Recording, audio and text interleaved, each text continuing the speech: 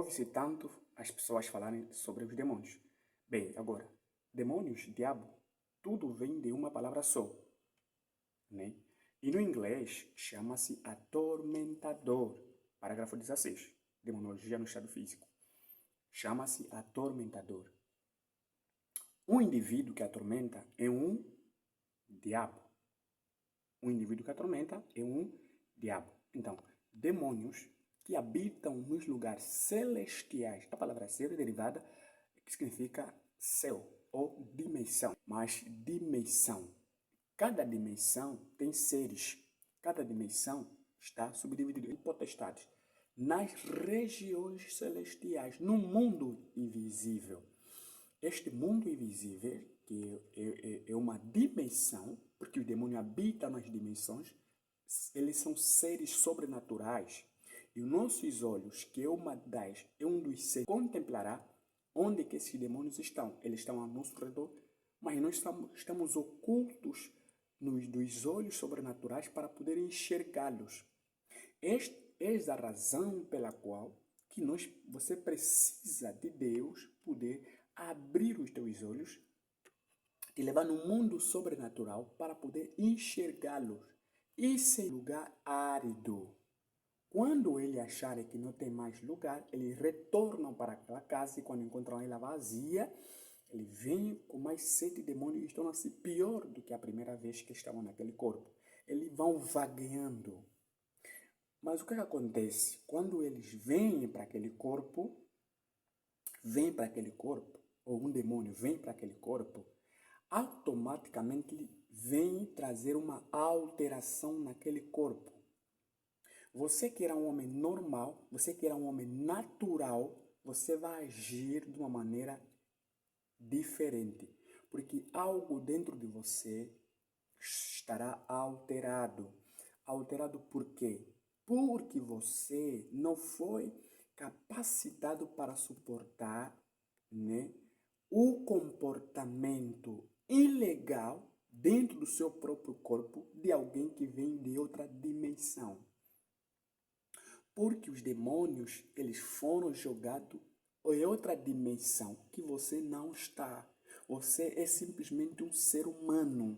Você é simplesmente um ser humano que foste predestinado ou destinado numa outra dimensão. E quando eles saem daquela dimensão, você fica alterado. Essa razão, se um espírito maligno, tanto quanto o Espírito Santo, ela te toma, você fica alterado. Quando Deus encheu os apóstolos no dia do Pentecostes, o pessoal que estava lá presente, eles disseram que eles estavam embriagados. Eles pensaram que eles estavam ficar dementes. Por quê? Porque a sobrecarga que há na pessoa traz uma alteração física. Por quê?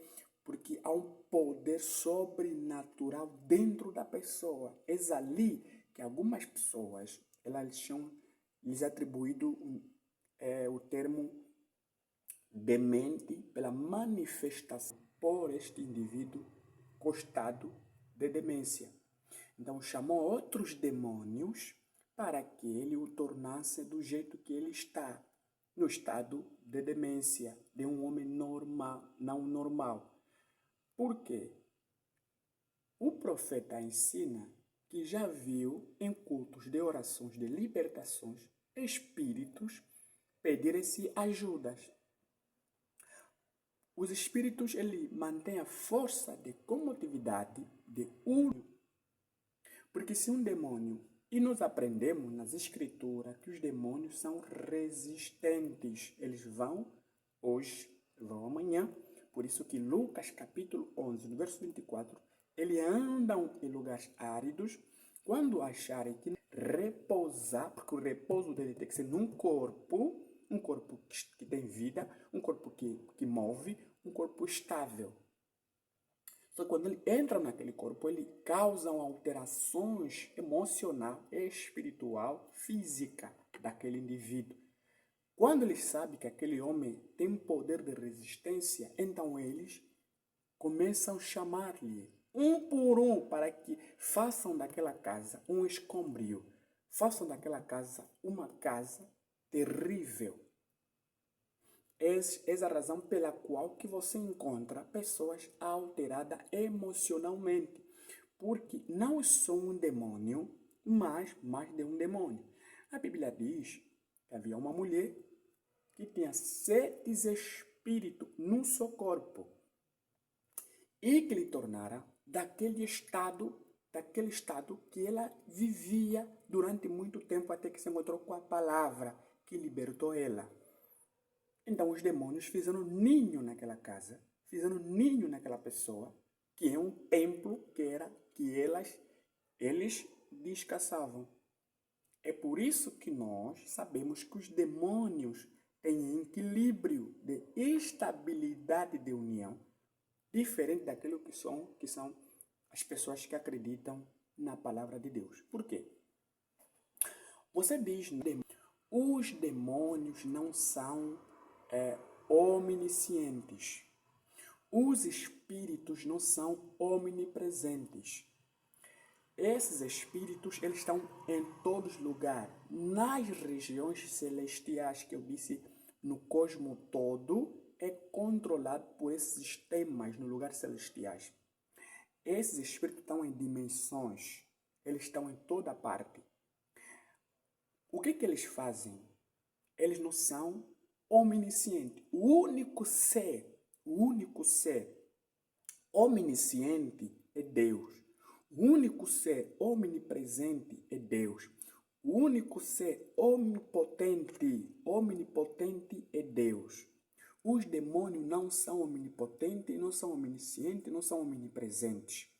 Esses demônios esperam oportunidades ocasionais que estes indivíduos ou estas pessoas liberam para poder fazer que operarem ou executarem as suas obras. Veja, por exemplo, e Jesus disse-lhes, se tu podes crer, tudo é possível ao que crê. E logo o pai do menino, chamando-o com lágrima, disse, eu creio, Senhor, ajuda a minha incredulidade. E Jesus, vendo que a multidão encontrara, respondeu o espírito imundo, dizendo, espírito mudo e surdo, eu te ordeno, sai dele e não entre mais nele. Essa é a minha tradução. Se tu prestar bem atenção, normalmente as pessoas que não conseguem ouvir não falam, né? Automaticamente se tornam mudo e surdo. Mas existem pessoas que não ouçam, não conseguem ouvir, mas falam. Estes espíritos que estavam nesse jovem não era só um demônio de surdez, não. Era demônio que lhe meteu gago, não falava, e também que era surdo, não ouvia. Então, para repreendê-los, Jesus teve que invocar o nome desses espíritos a saírem, a desalojar daquele corpo. Agora, naturalmente, quando nós nascemos bem. A vontade de Deus é que nós nascemos bem. Deus não criou você com uma deficiência moral, emocional, com um problema epilético ou outras situações que tu saiba. Não. Deus criou você com uma vontade perfeita, porque Ele é Deus. Destinou para você viver na terra, dominar e sujeitar a terra. Colocou no ventre da sua mãe. Quando você nasceu um bebezinho, você nasceu bem, talvez. Ou já nasceu com um déficit fisicamente falando. Mas não era a vontade de Deus assim. O que acontece? Os demônios, eles tomam aquilo pela...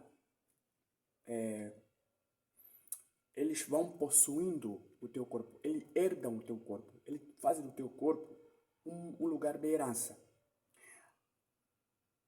Deus te deu cordas vocais, né? Para você invocar, para você gritar, para você falar. Tanto quanto eu estou a falar aqui.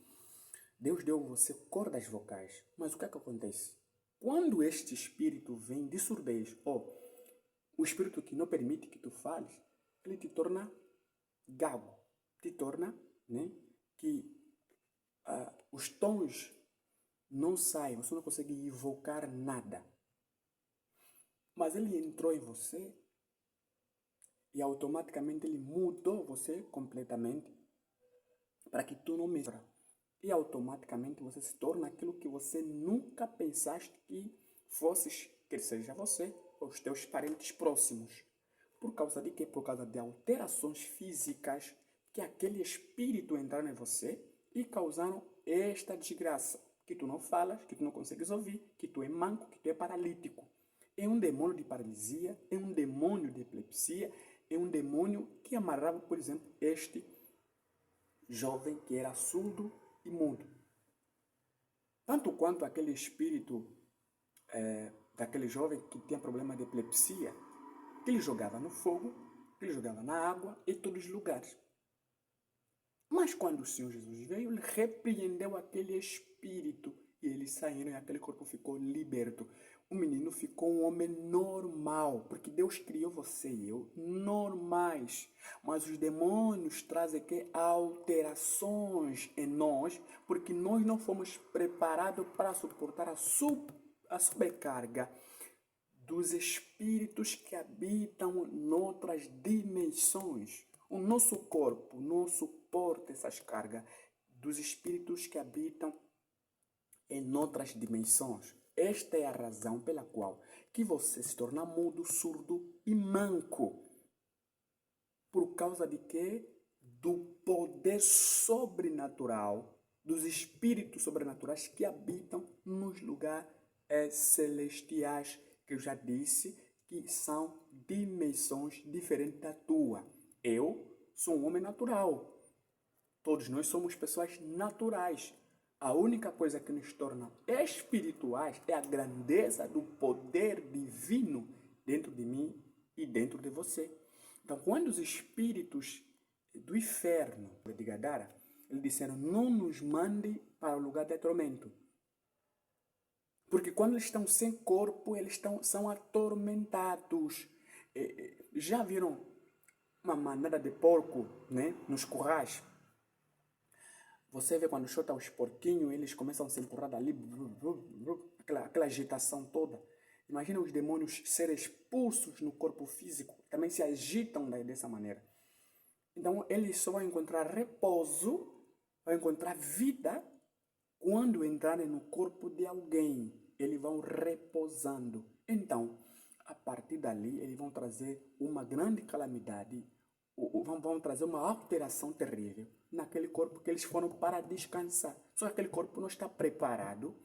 Então aquele corpo fica aqui, fica alterado. Deus seja louvado. Amém. Então, Deus seja louvado. Na pregação, a fé é a substância, parágrafo 196, o profeta está dizendo: vocês não percebem quanto ao reter, né? Quanto ao reter estes demônios. Você não percebe quando quer reter esses demônios. Você, quando está reter, o profeta orava pelas pessoas para que as pessoas fossem libertas desses espíritos, né, terríveis que lhes assolavam. Mas o profeta disse, você não sabe a realidade do que esses espíritos fazem, porque o profeta, ele saía do natural e entrava noutra dimensão. Só o profeta, que Deus trabalhava com ele assim, conseguia ver, talvez pela visão, Deus lhe mostrara a respeito daqueles espíritos que estavam a estrangular a vida daquele indivíduo. Então, os espíritos os demônios são unidos? São unidos. Os demônios trabalham em comum, por isso que você vê, nós que somos os filhos da luz, que poderíamos estar na luz do equilíbrio da palavra, somos os mais contraditórios. Por quê? Porque a nossa natureza, que é uma firmeza, uma criação divina, para que podermos fazer as coisas concretamente corretas, porque o profeta diz, nenhum homem, que seja um homem normal, está sã no seu estado normal, até que receba a palavra de Deus. E receber a palavra de Deus, que é novo nascimento, que é o princípio de vinculação da vida humana, porque você pode ser bom, pode ser inteligente, pode ser um PhD, pode ser um doutor em divindade, você pode ser um padre renomático, você pode ser qualquer outro tipo de pessoa que você seja. Se não tiver o Espírito Santo, você não é um homem normal. Você é um doente. O profeta diz, uma pessoa só é normal quando ele recebe a palavra de Deus. Então, nós, por natureza, já temos um déficit. Eu já disse, os 5 sentidos nunca vão te tornar espiritual. Vamos lá. Nós que somos os filhos da luz, poderíamos refletir a luz, poderíamos manifestar a luz, nós poderíamos ser unidos. Cada coisa que eu faço, cada movimento, automaticamente eu tenho que acusar o diabo. Nem sempre os erros que acontecem na minha vida, na tua vida, são demônios. Não. É bom tirar isso na tua cabeça. Nem sempre o que acontece na minha vida, na tua vida, que são negativos nos padrões do ser humano, não é ainda a palavra. Nos padrões do ser humano, que são contrários aos hábitos, costume, cultura, ambientes, que é negativos aos olhos dos homens, segundo aquilo que chama-se humanismo cultural, ambiental, fora desses padrões, nem sempre é o diabo. Não. Aquilo que eu disse, que os demônios não são oniscientes, eles não são omnipresentes. Existe comportamento que é natural, um comportamento natural. Estes comportamentos naturais fazem com que, muitas das vezes, o diabo assegura-se naquilo e executará. No livro de Tiago, capítulo 3, então, não é sabedoria que vem do alto, mas é ferramenta animal e diabólica. Porque onde há inveja e espírito faccioso, aí há perturbação e toda obra perversa. Mas a sabedoria do alto vem primeiramente pura, depois pacífica, moderada, travável, cheia de misericórdia e de bons frutos, sem parcialidade, sem hipocrisia. Ora, o fruto da justiça semeia-se na paz para os que exercitam a paz. Você tem esses 5 sentidos que normalizam, tranquilizam o seu ser. Esses canais de entrada que você tem para poder executar as suas atividades como um ser humano normal. O que são sentimentos? O que é inveja? O que é calúnia? O que é contenda? O que é isso? O invejoso, inveja é um sentimento negativo que é exprimido por aquele que deseja ou quer alcançar algo de outra pessoa, ou um insatisfeito. Alguém insatisfeito, ele começa a invejar. Agora eu te pergunto, esses demônios, esse inveja, só inveja, é um demônio? Nem sempre é um demônio. A inveja é um sentimento negativo. É um sentimento negativo. E quando você tiver um sentimento negativo pela vitória de alguém, pelo poder, pela capacidade de alguém que está a fazer algo, e você começa a invejá-la, o diabo só vai ajudar. A partir daí você vai começar a odiar essa pessoa. Quando o rei Saul começou a perseguir Davi, a Bíblia diz que o espírito que estava em Saul saiu. Veio o espírito atormentador. Um espírito atormentador da parte de Deus para atormentá-lo.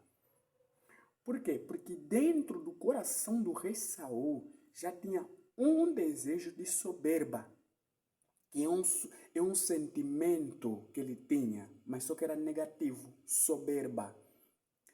Ele já tinha desejo ardente no seu coração de ser o líder supremo, que não viria alguém, tanto quanto acontece hoje nas igrejas. Eu sou o pastor tal, que atrás de mim não tem outra pessoa. Eu sou o apóstolo tal, porque aqui na Bíblia mostra, nas escrituras, que o apóstolo Paulo, o apóstolo Pedro, naquilo que além da visão, tinha um outro homem chamado Paulo. E quando Paulo começou a pregar o evangelho, isso trouxe problema na parte de quem? De Pedro. Como é que o homem começou a pregar o evangelho sem que ele passasse nas minhas mãos, sem que eu lhe ungisse, sem que eu lhe autorizasse? Eis aí que nós vimos nas escrituras, em Gálatas tiveram concílio, em Atos tiveram o primeiro concílio, a respeito do quanto o evangelho você prega, que te autorizou. Imagina a pergunta, mas que te autorizou, que te ungiu, Paulo? Nem sempre é assim que acontece. Agora, será que Pedro não tinha, Paulo ou Pedro não tinha o Espírito Santo? Tinha o Espírito Santo. Por que esses comportamentos são naturais, mas quando são demasiado, o diabo auxiliará, o diabo te ajudará, os demônios esperam a porta se abrir para executarem. Os demônios não são oniscientes, não sabem o que você vai fazer amanhã, eles não sabem, eles vão esperar as tuas ações. O único que sabe o que vai acontecer contigo amanhã, hoje, depois da manhã, é Deus. Os demônios não são oniscientes, eles esperam a porta se abrir, eles esperam você ter um mau desejo de alguém, eles esperam você invejar essa pessoa e tudo vai se cumprir assim. Por isso, quando você não tiver um sentimento negativo de alguém, você não é feiticeiro, mas quando você tiver esse desejo para outra pessoa morrer, para lhe ver fracassado, eles vão esperar. Os demônios vão esperar a porta se abrir e vão executar. Então, nem sempre os desejos que nós, como Igreja de Cristo, pensando que somos Igreja de Cristo, afinal somos mais pior do que os demônios, pela forma de agir, pela forma de invejar, pela forma de contenda, que pensamos que temos o batismo do Espírito Santo, afinal não temos, somos carecidos desse Espírito Santo, pela forma de agir, pela forma de nos operar, os demônios auxiliam nossa própria maneira de viver. Mas chegamos na igreja, cantamos tipo diabo, pregamos tipo diabo, mas saímos menos vitoriosos. Por causa de quê? Por causa da ansiedade de pensar que você é o supremo, que você é a suprema. Eis aí surge inveja. Você acha que aquele sentimento, ressentimento que Pedro teve com Paulo sobre a obra de Deus, pelo trabalho por excelência que o apóstolo Paulo esteve a fazer, isso chamou a atenção de um espírito negativo na parte de Pedro. Mas Pedro não tinha o Espírito Santo, Pedro tinha. Até que mais tarde foi moderado, depois compreendeu, ele disse, então façamos segundo aquilo que dá para fazer. Cada um faça aquilo que Deus lhe deu. Próprios espíritos, próprios demônios, para destruir, para derribar uma pessoa, eles precisam de união. Eles precisam pegar-se unidos para poder destruir aquela alma, para destruir aquela pessoa. Mas os filhos da luz não. Os filhos da luz, se ver uma pessoa orar pelos doentes, ele vai lhe odiar. Os que dizem que são cristãos, ele vai começar a ter coração ruim. Se viram alguém ter sucesso no trabalho de Deus, ele vai querer estrangular, porque minha luz está a se apagar, essa luz está a querer brilhar mais. Se vir uma irmã que ora mais na igreja, uma irmã que é destacada sempre, é bem falada, aí o coração inflama. Por quê? E aí dizemos, não, é o diabo torturar as pessoas, mas o diabo não fará nada, irmão, irmã, escuta. O diabo não faz nada se você não tiver princípio. Eu quero que você coloque isso bem aqui no seu QI. O diabo não faz nada se tu não priorizá-lo. Como priorizar o diabo na tua vida? É você, escuta bem, é você abrir a porta. É por isso que há uma diferença entre tentação e execução. O homem que executa é aquele que já foi aprovado pela tentação. Esse já está a executar, porque já passou da tentação. Fez o primeiro teste da tentação, venceu. Só veio para executar. Tentação ainda não é pecado, mas quando vai além disso, já torna-se pecado. E o diabo nos apanha na tentação. A tentação é um sentimento por adquirir alguma coisa. Eu estou com desejo. Eu estou com desejo de cair como uma mulher. Eu estou com desejo de cometer adultério, de cometer fornicação. Então, se eu quero cometer adultério, automaticamente tenho que ter um desejo por esta mulher e lutar com ela. Agora, aquele espírito que é de mim para que eu execute aquela obra maliciosa. Aquela obra maliciosa. Ou se empurrar, se fechar as portas na cara. Como que o seu reino está sempre a resistir? É por isso que os demônios são unidos. E os cristãos não são unidos nesses pequenos detalhes, por causa de uma natureza expressiva e negativa que os demônios se aproveitam disso. Não é ainda os espíritos malignos que fazem que você odeie a irmã, que você odeia o irmão, que você quer fechar a porta no teu irmão, a porta na tua irmã. Não.